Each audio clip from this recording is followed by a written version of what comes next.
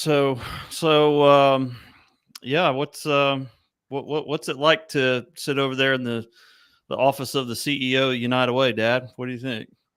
Well, I'll We're tell you, live, by the way, folks. We're live. are Just we? so everyone knows. Yeah, I'm glad we're alive.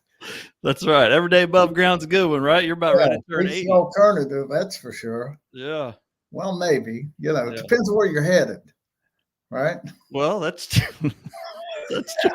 That Yeah. is true. That is true. So, Well, I so thought it, what's it like being over there in the well, it the big feels white good. chair there in the CEO office there? It feels good. I mean, it's nice. I like this. I could get used to this. Do you like what I've done with the place? Yes, I do. It's very nice. And It's quite a manly office, I would yes. say. Well, it kind of reminds me of my days in uh, the large corporation. And Generous Motors. yeah, Generous Motors. Yeah. And but I had a window. That's all I can say. I had a window. That was a big deal. A That was a window, big deal office back with a then. So window. So yeah. All yeah. right. Well, we'll discuss Windows and even more today in our latest episode of Live United Live. And I appreciate you all watching. I'll bring Dad back in just a moment. As I said in the comments, it's certainly going to be my this is poised to be my favorite episode that we've done yet. So let's get it.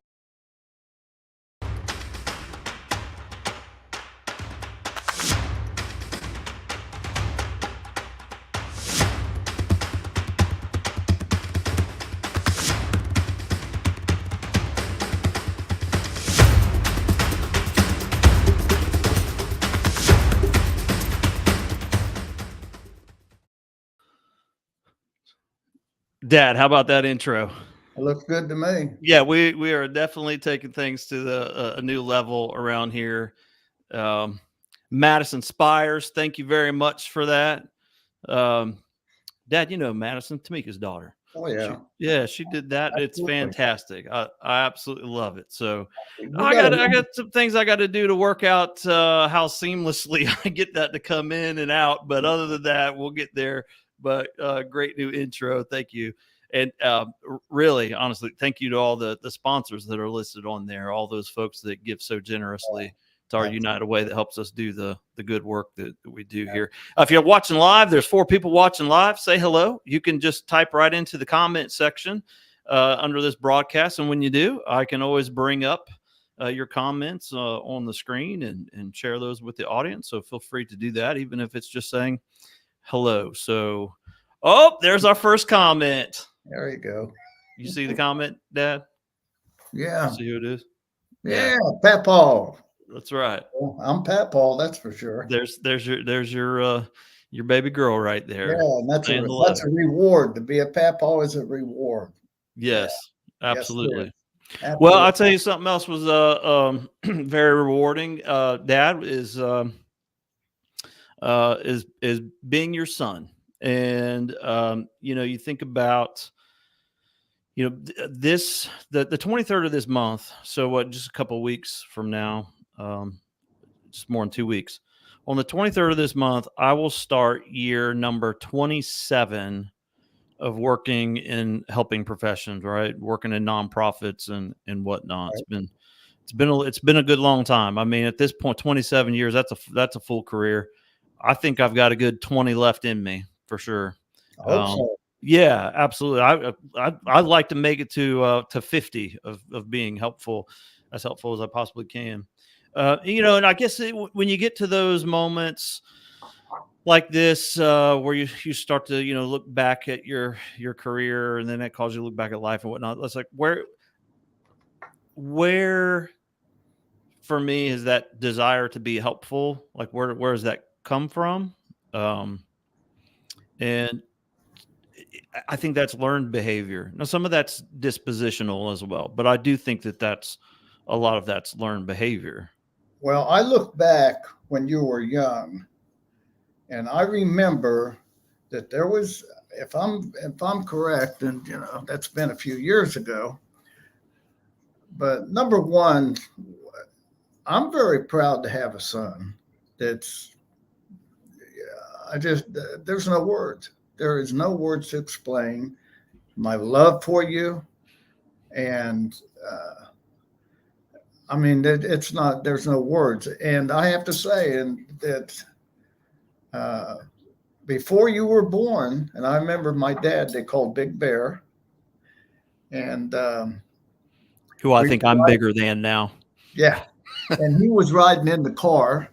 We was riding in the car together. And he said, "What do you want?" I said, "I ordered me a son. That's what I ordered." And good Lord provided me a good one, Betty. Yeah, they really, really did. But back to your original question was that I was talking about Mamu, which was my mother, Italian lady. And we just Okay. So just to clarify for the audience right now. So first thing we should mention that you and I have the same name, right? Yes. So we need to make that clear because you do a pretty good job tempering yourself sometimes, I believe. Maybe your comments that you want to make here and there, not that you're somebody who's uncouth and can't control himself or who is nasty to people, because you're not. But there's those times where I know you've been like, yeah, I share the same name as my son, and I don't need to make that comment on Facebook or whatever the case may be, because on Facebook you're George Schmalstig II. Yes. I don't always go by the third. I am. And okay, so George Sr., then your father, yes, and then his wife Carmela, yes, your parents. and As kids, we called, because you have cute names for your grandparents. That was Big Bear and Mamu. My sister came up with that somehow. So before I was on the scene. So there we go. So you were talking about Mamu. Yes. Well, and also let me put a little bullet here in that sometimes silence is golden. Yeah. So, sometimes when you have to bite your lip sometime, but with a name, with your son in the close proximity, you got to watch what you do and what you say. You don't want it misconstrued. But anyhow, Mamu, she was a very giving person. And as we were talking, when I was young, back in the 1800s, we had people that would come to the back porch and sit on our back porch, and my mom would fix them something to eat. And they didn't have any food pantries back then. And she would fix them something to eat. There was one woman would come up what we called an alley. She'd actually look in trash cans. She actually would. It was terrible. And this was in urban Columbus, Ohio. Yes, downtown. That was in Columbus, Ohio, on the west side of Columbus, Ohio. And she would grab something and say, "Here, take it out there and give it to her. No questions asked, none of that.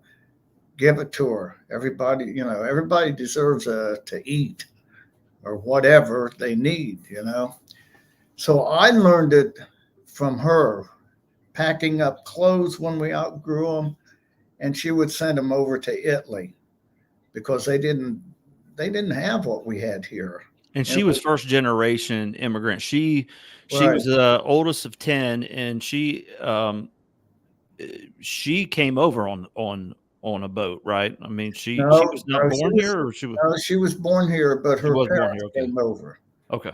And they came over on the boat, and Giuseppe and Antoinette was her mom and dad. She was Carmela.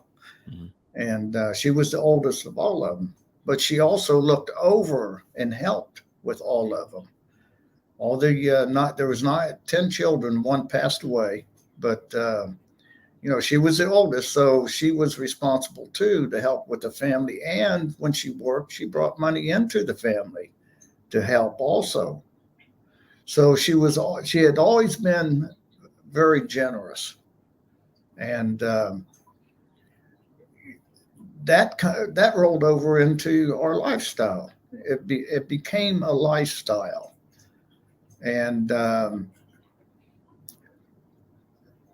it's not new to me.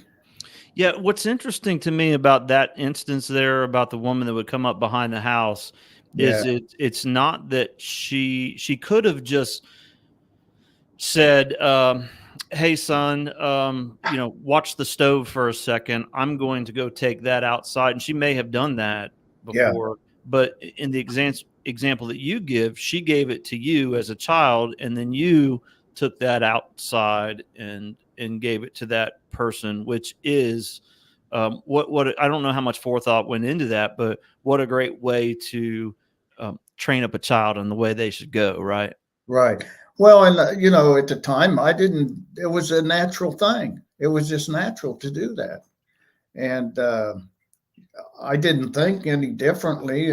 When we saw it, we addressed it, and again, it just rolled over into a lifestyle.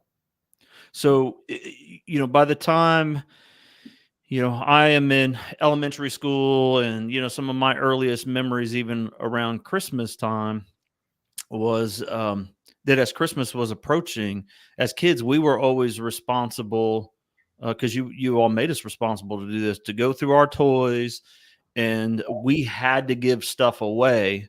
That was the expectation before we received on Christmas Day. Right. And that's always stuck with me. And I always remember that. And Dad, I used to love WWF wrestling back in the day when it was WWF, right? Yeah. And until I found out it was fake. And then, but I loved it. And you remember I had all those wrestling Yeah. figurines, Yeah. and at some point I'd gotten some big carrying cases. Actually, they folded wide open.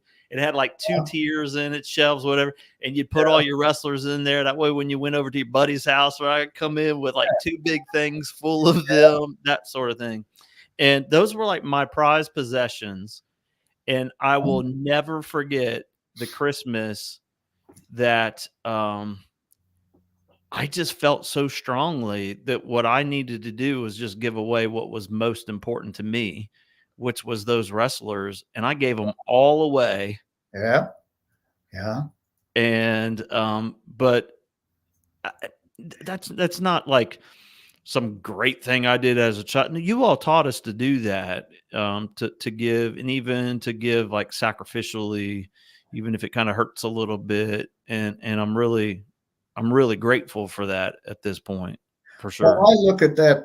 I look at that as seed sown, and a farmer, when he puts a seed in the ground, he expects a harvest.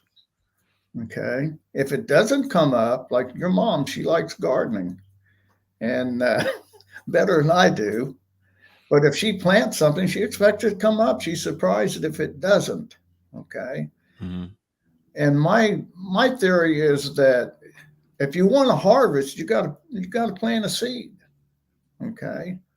And that seed, and you don't plant a seed just to get a harvest. You plant a seed because a seed needs to be planted. Okay. Where there's a need. And every time we've ever planted a seed, there was a harvest. My harvest was you because I planted the seed. All right, we're gonna keep this PG. All right, yeah, this is where, folks. This is the part of the Yeah, show so things get uncomfortable when your father we'll is go, talking about planting yeah, seeds, and now you're here. yeah, we'll go a different direction. Yeah.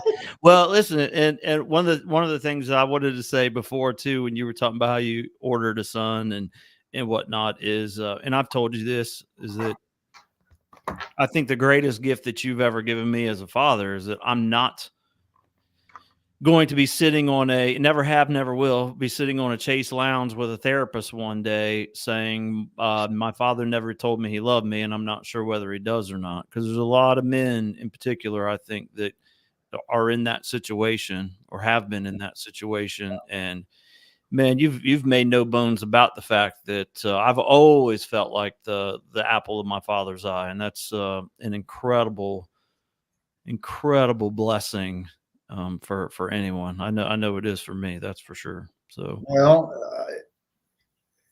and again, I ordered me a son and I got a son. And I was very proud of the son. And my feeling was that set an example. Okay. And I used to tell you all the time that dad knows everything, right? Mm-hmm. So you find out later on, dad knew some things, but he really didn't know everything. But in telling you that dad knows everything, okay, means that I had to set the right example before your eyes for you to be successful. And the next generation coming after me, we need to give to them.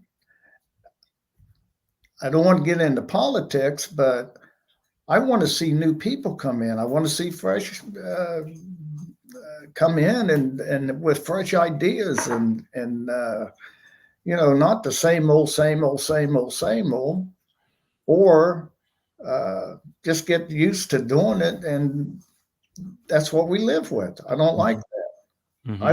I want to, goes back to seed planting. I want to plant seeds like you've done with Filter, for instance. Okay.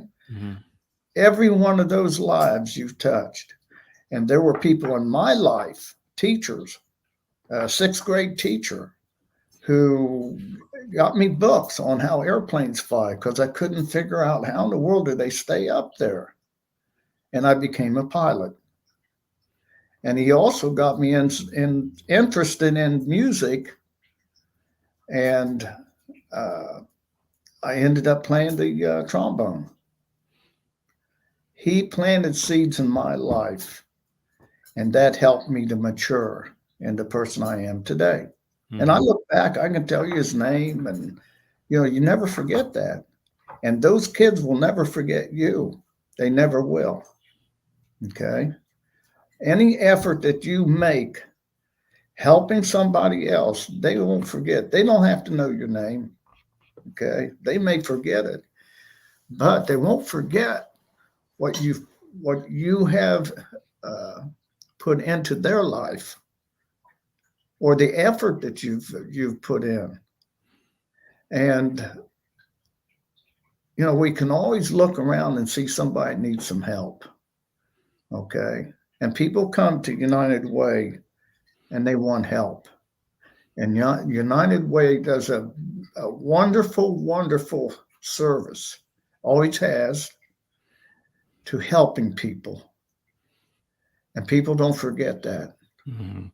Okay? When you have a real need and you have nowhere to turn, can you imagine what it feels like to be able to go in and have somebody listen to? Just listen to your problem, even. Be able to talk to them. And they understand. They're not critical. They're not pointing a finger at you, but they're willing to reach out and help you for whatever need that was within reason. That's what it's all about. And that's what I live by. I just, when I'm in a store, and it's really funny because I'm short, and this lady's on one of the little scooter things, and she's looking up, but she can't get the box. So I'm stepping on the bottom shelf, man. Yeah, because by the way, one difference between George Smallstick II and the third is that there's a height advantage on my side, I guess. But you got to stop and think too. If I wasn't so good looking, you wouldn't be. That's right. Yeah, I appreciate it. Right. Well, you said it just didn't take as long. Perfection in your case didn't take as long. That's why you stopped at about what, 5? What? How tall are you? Well, I was 5'8" at one time. I'm afraid to measure now. At 80 years old, you come down a notch or two. But I look at it this way, whatever the Lord makes is perfection. Whether you look at your neighbor and maybe you see something that isn't perfect, but the Lord makes perfection. He made him just exactly the way he wanted to, right? Mm-hmm. It just didn't take him that long to make me. Okay. Now, some guy 7 foot tall, that's going to take longer to make than me. Right? Right. No, I Just don't take want to get preachy, but an amen would help. Okay. Oh my gosh. Yeah. Well, you definitely, I watched not just like the encouragement you gave us to, you know, sacrifice our own stuff and be giving, but I watched you. We were talking about a guy named George Crago the other day Yeah. that we were at a church. I think we were at Selma, maybe was it that church Yeah, up in that was Ohio? yeah, And so there was that gentleman in there, clearly had plenty of need, yeah, and you were always there for him. And right, got down here. There was Mother Florence. yeah, There's, I mean, I I've said this to people around me. I think that one day, when God forbid, when you leave this world, I can imagine that celebration that you want us all to have, which, I'm not totally sold on this celebration idea. yeah, But anyway, I could see, and I think what will happen is there's going to be people that are going to contact me, especially because we have the same name, right, that are going to tell me, "Hey, your father helped me," and I'm not going to know who they are. I'll know nothing about them. I know that those moments are coming, and I'm just thinking about some other names right now as well. I'm not going to yeah, put all the names out there of neighbors and everyone else, but yeah. um, you have truly.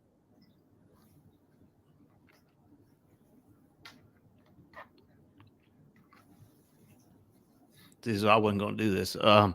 You've really just modeled what it's like to um, just really be helpful to others, and like that's just really what I really aspire to is like my life motto, just be helpful. And God knows I fall short on that sometimes. Man, Well, do I fall short on that. But truly, at the heart of it, I want to be, and I think that comes from, again, some of that's dispositional, but I think the majority of that is just learned behavior. And for anyone to just watch this broadcast today, then just think about how important it is for us yeah, to model for our children what it means to be helpful to our friends and neighbors and strangers, in this culture that just feels like it's just becoming more and more toxic every day. When yeah, I just, you mentioned you don't want to get political, and I don't either, but I look at the caustic words yeah, thrown at the people who have stepped up to serve our community in various ways, and I cringe, and I don't want to be counted among those that do right. these sorts of things. I just want to be helpful, right? It's just sort of the guiding principle, and I'm blessed to come from a family that um, where that's been modeled for sure. Even Well, in all of our brokenness and all of our mess, that was still modeled. but stop and think too. What infuriates you the most, what you get upset about, uh, might even have a sleepless night now and then, is your calling. In other words, when I see people that hurt and I can help, then that's my calling to go in there and help them. It's as simple as that. And like Mother Florence, she didn't have anybody. And it started out as a help to her and ended up being a love affair. And she loved me, I loved her. And she left when she was 90 years old. And,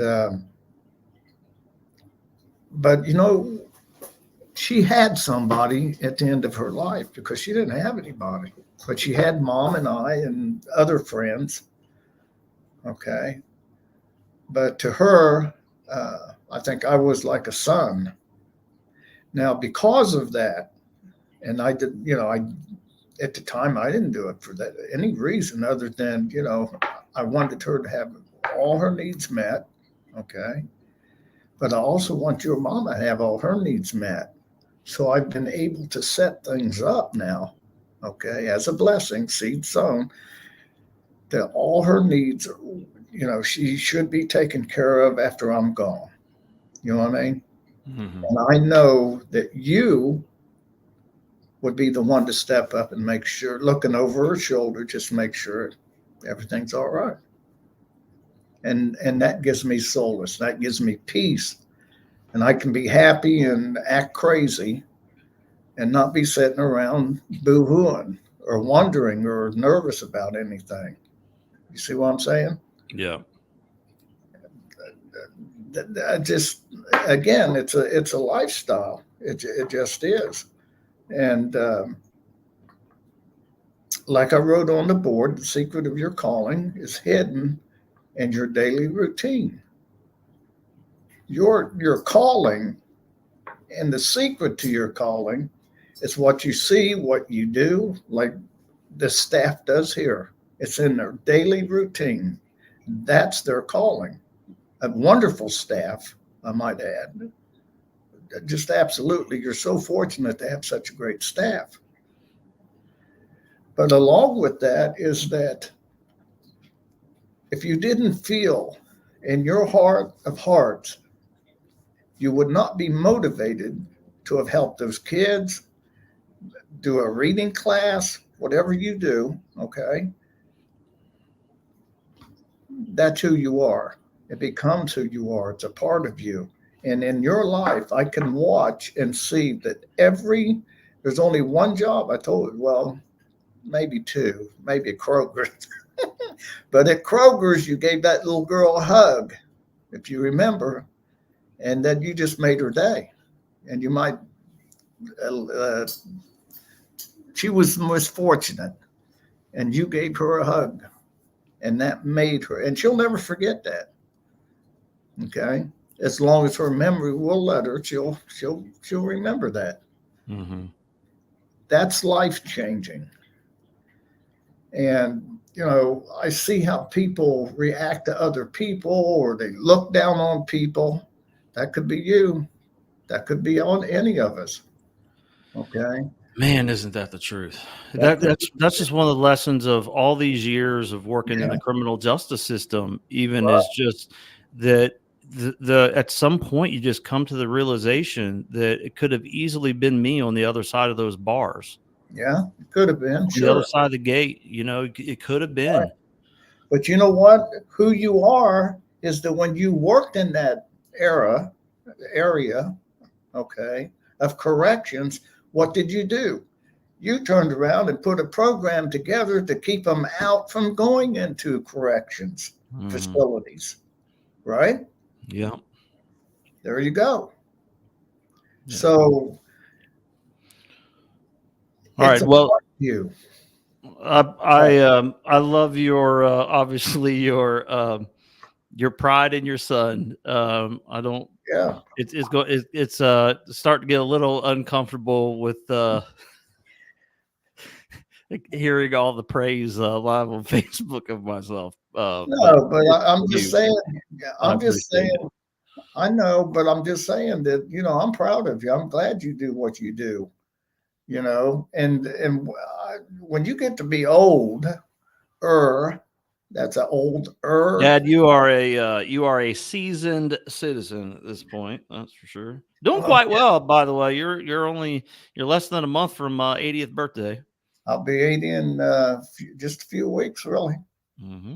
And I love life, and I've seen a lot of life. I've seen a lot of hurt and need and all of that sort of thing. But I've also seen a lot of great things in life. Wouldn't trade it for anything. And you're part of that. The family. I mean, Lord have mercy. I've got the best family on earth. So you can't. If you didn't earn it, I wouldn't say it. You might feel like, well, I'm kind of elevating you, but you're my son. And well, let me say it this way, okay? I appreciate those still watching after 30 minutes, All by the right, way. let me say this, and that is in the Bible. The Lord said, "This is my son who I'm well pleased." I say the same thing. Simple as that. And I say the same thing about your grandson Okay. and about And your yes, granddaughter yeah, for sure. and it's And, generational. and by the way, there's the same praise that you are willing to give me for being helpful and leading an agency in the community that's helpful to others. There's plenty of other folks that I get to interact with. Here's one of them right here. Tori, Victoria Thorpe, just is just such a blessing to young people in our community, and I get to see that all the time. Just folks that give of themselves and Yeah, and truly do sacrifice to fulfill these roles, right? yeah, Because nonprofit, I've said to your grandbabies, Dad, if you're going to choose a line of work, be careful about that now. Nonprofit. yeah, Let's break that down. No profit. yeah. Right, I need y'all right. making some money because I need you. You're gonna pick where I'm gonna go one day. I need you to have the money. Help pops out going over down there to that Grand Living place that I drive by every day. It looks really good. Need you to have good. Need you to have a Yeah, good income. Help out the old man. but you got to stop and think too. Wherever you have a vision, okay, a vision. Yep. And there was thing, when I used to paint cars, I loved it, but I saw the finished product before I ever picked up the paint gun. You see what I mean? And Mm-hmm. that was a vision. And where you have vision, the Lord will give you provision, period. It's not about money. Money is a tool. That's all it is. It's a tool. Now, we need tools to fix things, no doubt. Okay. But I'm not money hungry because I look at it as being a tool. And that tool can reach out and help others. And when I'm in, the other day, I was in the grocery store, and this guy was in it wasn't a wheelchair, it was one of them scooter things with a basket on it. He had two things on the belt, and your Uncle Larry and I was there, and I'm standing behind him, and he's kind of fumbling through his wallet. And I put my hand on his shoulder. I said, "Don't worry about it." I said, "I'll get it." There's only two items, okay? Probably maybe $10, maybe. That made his day. He thanked me 450 times before he got out the door. I wasn't looking for things, but that's fun to me. It really is. I get a. I love to do that. Yeah. Yeah. I really do. I just do. You Yeah. know. So not everybody can do that, and that's all right too. But if I can do it, just a little something, something. You know. So All next, right. Well, that's a good place for me to say to everybody, we need your tools here at United Way. That's what you called money, right, Dad? Tools. yeah, the Yeah, tools. we Yeah, need your tool. We need your tools here, folks. And Dad, thank you for bringing your tools to United Way today as okay. well, and contributing to the work that we do here financially. And of course, we're grateful to so many people who do that, and we get to see here the faces and reactions of people that we get to help, and it's incredibly gratifying for sure.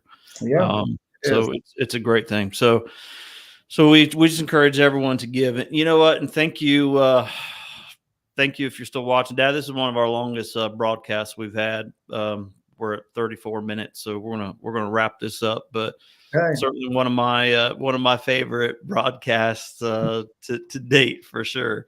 Yeah. So we'll see how this looks. We'll run the numbers, Dad. There might be there might be a new retirement career here for you, right? We Yeah. might have to have you come back at some point. Don't say that too loud. They'll think we're in the numbers racket. Yeah, Yeah. and have you come back on now. The way to get the numbers up on this is not to just to click like and love and all the rest of it that you click on Facebook, but click share, and then that'll get it out to more people, and they can see today's broadcast, and maybe that'll prompt them to actually look at some other broadcasts as well. We had Eric Head on last week. Eric's the director of community services for the county. Great guy. They do so much. Look, log on, listen, see what Eric had to say. My friend David Reed from the Y was on here recently. His wife Christina was on here. We've got some great guests coming up over the course of the next month. So I think we're booked up through May as well. We're at this point. So we got some interesting folks coming. So this is fun. But hey, anybody cancels, Dad, I need you in the bullpen. That's okay. Listen, it's an honor to be here, and to everybody out there, give a little and get a lot. For sure. Give a little, you'll get a lot. All right. I'm not going to add anything to that other than see you next week.